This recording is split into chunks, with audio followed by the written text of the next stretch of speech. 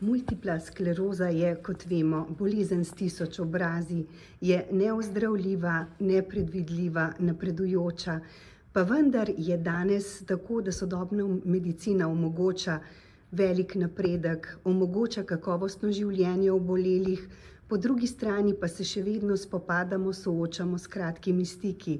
Med temi je denimo na eni strani celostna obravnava, ki je preslabo dostopna, vsaj če pogledamo celotno Slovenijo, po drugi strani pa psihološka podpora obolelim, ki jo nedvomno potrebujejo. Zato ste pri društvu poskrbeli, da zapolnite tudi to praznino, kaj ne? Drži. Sama sem več let, lahko rečem skoraj 2 desetletji, delala z odvisniki, kjer smo imeli nekatere skupine potem po zdravljenju in so bili to klubi zdravljenih alkoholikov, katere je financirala država. Meni je bilo takrat mogoče malo tako, sem bila v dilemi, zakaj pa potem bolniki z multiplo sklerozo, ko nekdo v družini oboli, je kronična bolezen, spremeni se sistem v družini in nihče se ne vpraša, kako ta družina funkcionira naprej.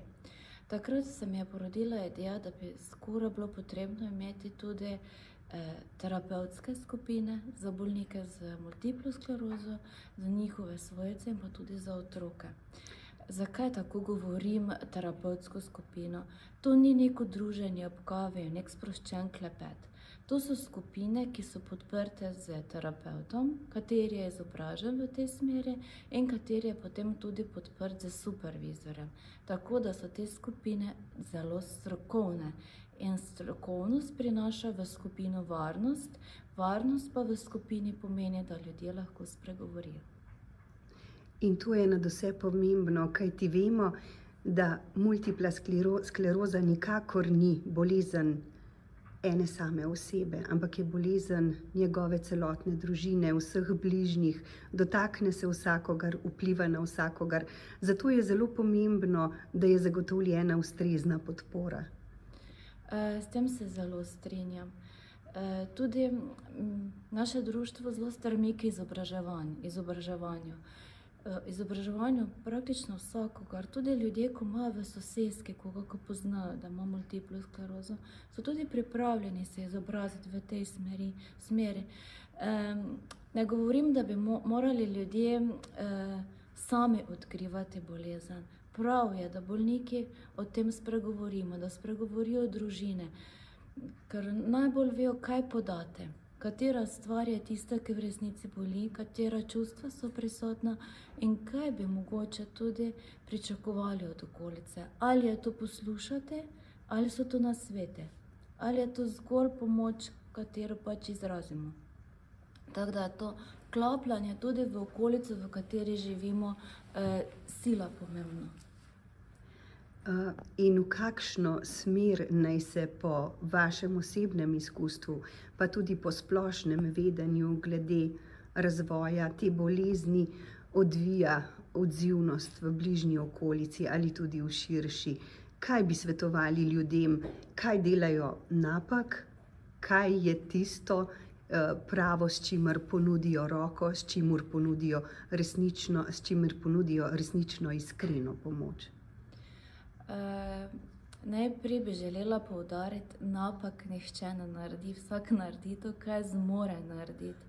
Je pa zelo pomembno v prvi vrsti predvsem to, da se posluša tistega. Načeloma človek, ko je v stiski, ne potrebuje nasvetov.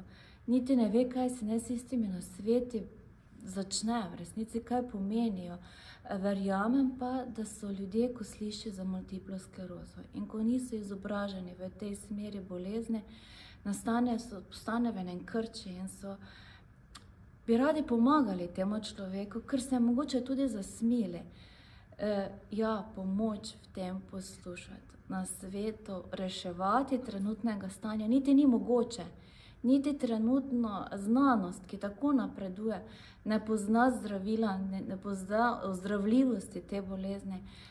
Pomembno pa je ta socialen stik, da se poslušamo.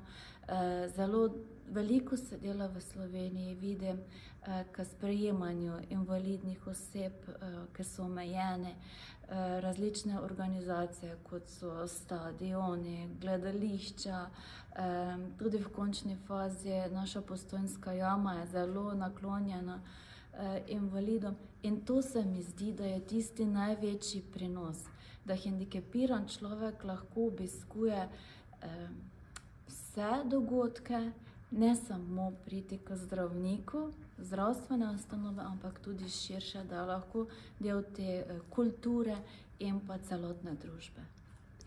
Kaj pa svetujete vsakomur, ki se sooča s to diagnozo, ki je morda za to diagnozo šele izvedel, kje naj najde tisto notranjo moč, ki se skriva pravzaprav v vsakem človeku, kako naj jo najde, poišče, da jo bo uporabil in se bolezni ne bo pustil motiti, ampak bo z njo sobival. Zelo lepo ste povedali, ne? Njegova notranja moč. Jaz vsakemu rečem, naj se posluša, naj sledi sebi, to je v prvi vrsti. In potem naj proba zaupati znanosti. Seveda, če to čuti, na silo ne gre nič.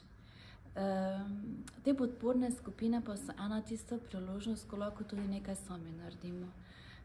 Verjamem v bolnike z multiplo sklerozo in v njihove družine, da zmorejo sami ogromno narediti, da zmorejo poiskati pomoč, ampak za vse skupaj, o čemer vam sedaj govorim, nič ne gre na hitro. Za vse je potreben čas in naj si ga dovolijo vzeti, se poslušati, pa mislim, da je to najbolj pomembno. Kateri pa so po vaši oceni ključni izzivi na tem področju, na katere bi želeli posebej opozoriti? Ključni izzivi? Morda Predvsem zdravljenje in pa zaupanje v zdravila. To je zelo ključnega pomena, ker nekatera zdravila prinašajo tudi stranske učinke. In takrat je to odločitev vsakega posameznika, ali bo to zdravilo sprejel in tudi z kako energijo bo to zdravilo sprejel. Ne? In dati na tehtnico, kaj je med dvema stvarema ta boljše.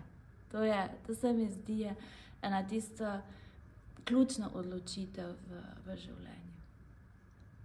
Kako pa nasplošno ocenjujete zdravljenje multiple skleroze v Sloveniji, kako je poskrbljeno ne samo za terapijo, ampak tudi za celostno obravnavo, za vse, kar oboleli potrebuje, da mu lajša življenje?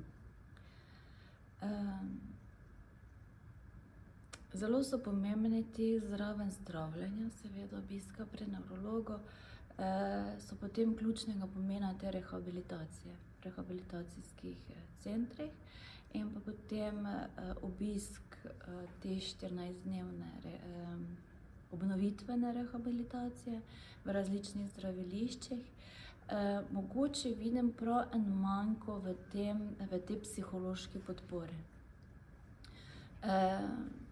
Še vedno je nekako, bi rekla, v Sloveniji pa nasploh ta tabu psihiater, tabu psiholog.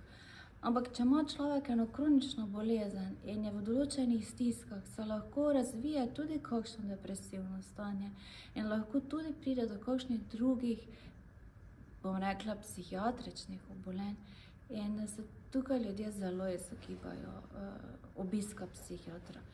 Jaz bi predlagala, da bi bilo fajn obiskati psihiatra. Ne zaradi tega, da bi dobil določena zdravila, ampak da mogoče gre k nekomu, ki je izobražen v tej smeri, da spregovori o svojih težavah in pa potem tudi različne oblike terapije, kot so psihoterapije. To je v Sloveniji vse še vedno plačljivo in nekateri, ko imajo bolezen, imajo invalidske pokojnine, ki niso visoke in si takšne stvari težje privoščijo.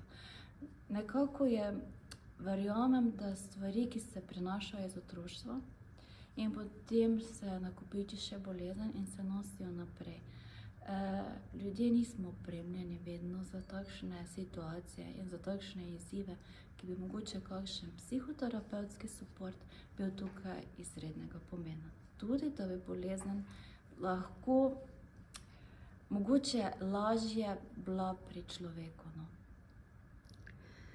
Morda bi lahko rekli, da ob vsem, kar s seboj prinese bolezen, včasih pravzaprav pozabimo vsi skupaj, kako zdravilna je lahko tudi beseda oziroma pogovor.